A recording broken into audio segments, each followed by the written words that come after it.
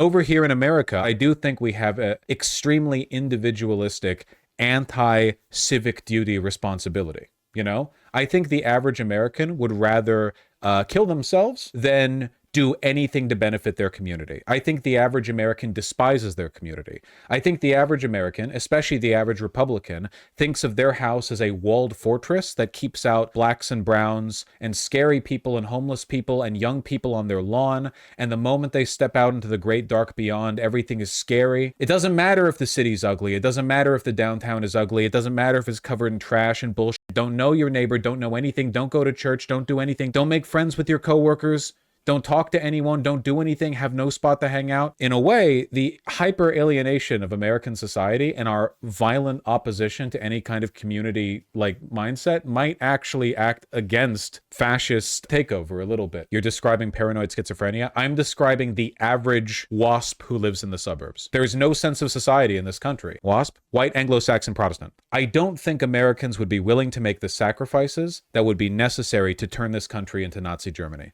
I think there are lots of people in America who want to turn this into Nazi Germany, and I think that would require enormous sacrifices in an economic sense, tariffs and unavailability of goods, things skyrocketing, mass unemployment, drafts, mass conscription, warfare, war in Panama, war in Canada, war everywhere, war Greenland, whatever else. And I think that the Americans, even the fascist Americans, just wouldn't want to put up with it because they're lazy and fat and stupid and entitled, and they don't want to sacrifice anything for anything. Americans hate sacrificing things for things. You know that? They hate that shit. They want everything.